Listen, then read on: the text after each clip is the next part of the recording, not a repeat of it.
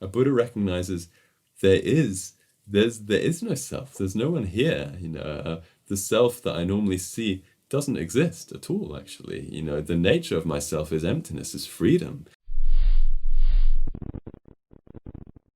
So I think now it's the time, to touch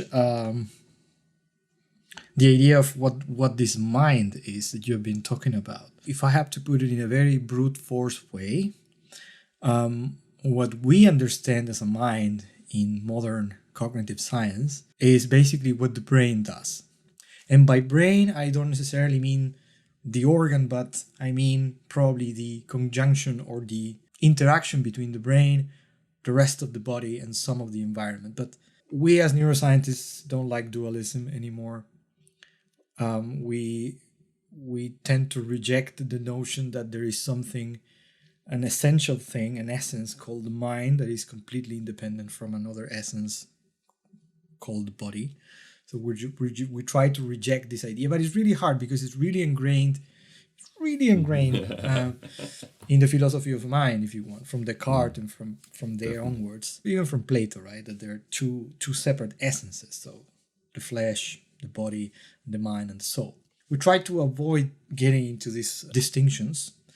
And what we say basically now is that the mind it's a process that happens in the brain. So the mind is what the brain does. If we think of consciousness as something that is part of the mind, then consciousness is realized in the brain, not as a thing, not as a part of the brain, but as a process. So we have this notion of, they call it dualism of properties, not dualism of essence. So the dualism of properties is basically this idea that within one material thing called the brain, you can have different properties at different levels. So one property is basically the structural part, the wiring of the brain, and a different property is basically the mind. So the processes, the kind of brain activity that correlates or that indexes a different mind processes, such as consciousness, attention, emotion, etc. So I think what we share in common with Buddhism is that we are trying to avoid dualism. But it would be nice if we could discuss a bit what's the notion of the mind in the Buddhist tradition and how that notion is different from what I try to depict. As you say, in Western understanding, most modern science, there's this belief that, well, essentially that consciousness is a byproduct of physical processes. It's that matter. It's materialism, we can say, that matter is the fundamental building block of reality, and because of some synapses going off, and so on and so forth. You know much more about this than me, but because of these processes happening physically, then consciousness is created. That's, I think, the sort of general view of people. Mind is just it's just a byproduct. It's almost like it doesn't even matter so much. In Buddhism, it's the opposite, actually, that consciousness is the fundamental building block of reality. And that's like kind of trippy, I think, to a modern scientific view, or a modern scientific mind, essentially, because we're so schooled in this notion that, it's matter. It's stuff makes this ephemeral stuff, which we don't really know what it is. And this is the irony, obviously, like you guys, and it's wonderful what you do. I'm not disrespecting it in any way, but still, after so many years of study, there's no clear understanding of what the mind is. There's no clear understanding. It's still like some kind of hazy, it's like a magical something that happens, and there's just no clear understanding in this book, right? How to understand the mind. Geshe Kelsing says, we often say, my mind, but if someone were to ask us, what is your mind? We would have no correct answer. This is because we do not understand the nature and the function of the mind correctly. So this is the problem. We have this like intellectual conception of what the mind is, but it's actually not related to what the mind is. So it's really, we have to understand the nature and the function of the mind. So the first nature of the mind is that it's formless. It's formless. It's a formless continuum. The mind does not have a color, does not have a shape, does not have a smell or whatever. These things are not the nature of the mind. The mind, we can say, is the nature of clarity, in that it's completely clear, free from form, free from any physical properties. And the function of the mind is to cognize. It's clarity and cognizing. And to cognize means to perceive, to understand, to think, to experience. And, well, say these functions can never be functions of the brain, for example. Like the brain never experiences anything, does it? The brain does not feel sad. The brain does not get depressed. The brain does not get happy. The brain does not desire this, desire that. These are functions of the mind, aren't they? Sure, when depression, for example, is functioning in the mind, then we can have a look at the brain and see like, oh yeah, these bits are active and these bits are inactive and so forth. And inversely, studies have been done, right, especially with Mathieu Ricard, French monk, on his brain, and looking at all these happy areas in the brain which are lit up and so forth.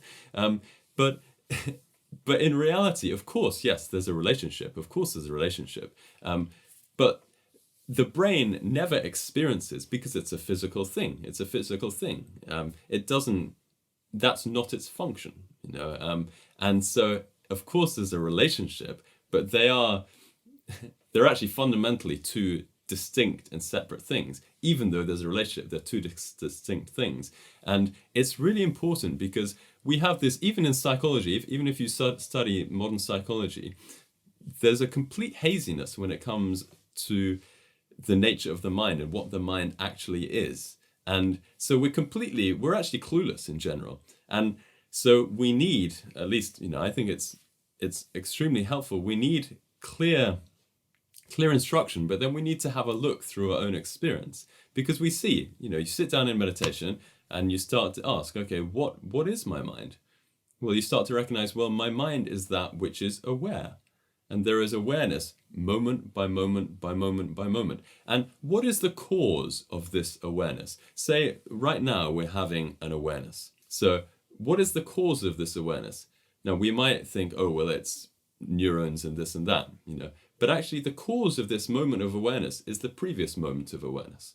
That's the main cause. The other things are conditions. Because if we think of the mind as being a continuum, this moment of awareness was caused by the previous moment of awareness. Similarly, if you're going to grow a tree, then at any stage in the development of the tree, then the tree existing in one moment, the main cause of that tree in this moment is the tree in the previous moment, which was a slightly different tree.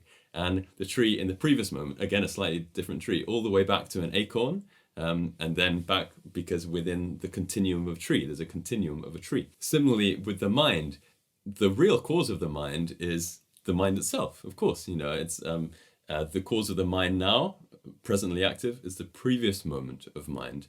Yes, we depend upon, the mind is depending upon the, if you like, the apparatus of the brain. But still, that's only at I don't want to go too deep, as it were, but that's only at a gross level. So Buddha taught that there are different levels of mind. There's the gross mind, there's the subtle mind, and the very subtle mind. So for example, it's possible to experience in a very subtle mind, even when the brain does not show any sign of activity. And there are many examples of this, as it were. So I don't want to, I'm touching on a lot of different things, and I want to let you speak.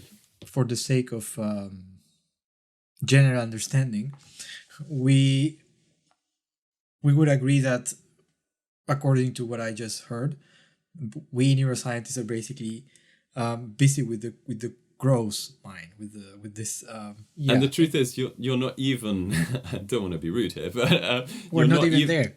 You're not even looking at the gross mind. You're looking at the brain and stuff. You're looking Yes. at You're not actually looking at the mind, because you cannot look at the mind without looking with the mind. You have to use the mind to look at the mind. You know. Yeah, but what? Okay, so again, the middle way would be to use that level of description, which is in our own experience, to try to, bridge between brain and mind. If we assume that the mind is something that is completely irreducible to what the brain does, then we can use those first person experiential reports, if you want, to guide the study of the brain. I think that this is where Buddhism and neuroscience became really close during the last 20 years because of several pioneers on this, that they proposed that the way of studying the mind properly was not to start from the brain and slowly and painfully Sure. trying to reach the mind, but start the other way around. Start from experience, and from the disciplined study of that experience, we can have certain descriptions that we can map into brain activity, for instance. And I think the mistake is to think that understanding what the brain does during those moments of experience, you are explaining the experience itself. I think that's another trap. You're not explaining anything. You're just finding which state in the brain goes along with which state of your experience. What corresponds with what? Corresponds with what. But you're not reducing the levels. And I'm very mindful of that. And clearly you're not going any way to solving the problems of the mind in terms of solving Not at the all. problems Not at all. of depression, for example, and unhappiness. Yeah. So you basically think that even though we could map like a one-on-one relationship between any circuit in the brain that is responsible for someone saying that is sad, so the reports, if we can map a one-on-one thing, do you think we can fix that sadness if we find that direct relationship between the two?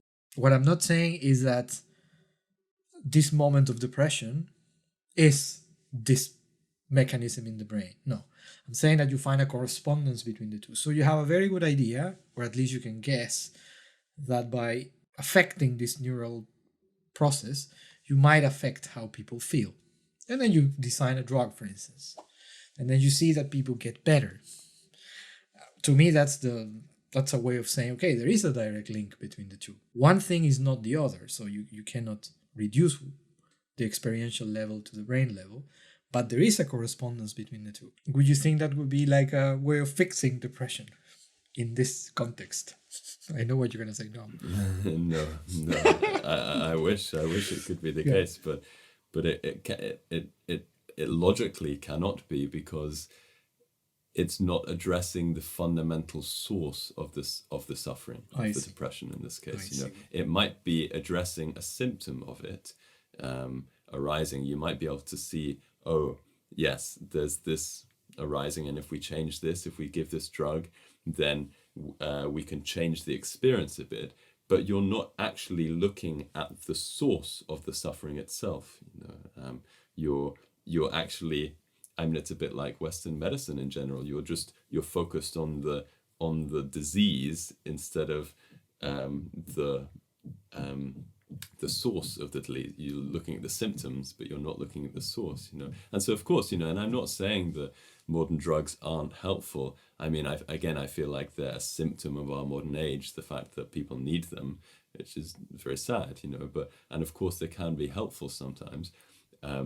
But they have no power to actually truly solve the problems that we face, to truly overcome depression, to truly overcome anxiety and so forth, because these things are rooted within consciousness. They're rooted within certain views and perceptions that we have. For example, if we experience depression, then depression is rooted in a deep self grasping at ourself as being inherently not good enough, inherently unhappy, inherently separate, inherently out of it in some way. We know this experience. When we're feeling depressed, then we're grasping as if there's a real self who's just hopeless, as it were. You can put different labels, but we know how it is, and it's this perception that this is me, this is my reality. And sure, you can have a drug which maybe will slightly mask that and so forth, and give you a holiday from it, but the root is still there because you haven't addressed it.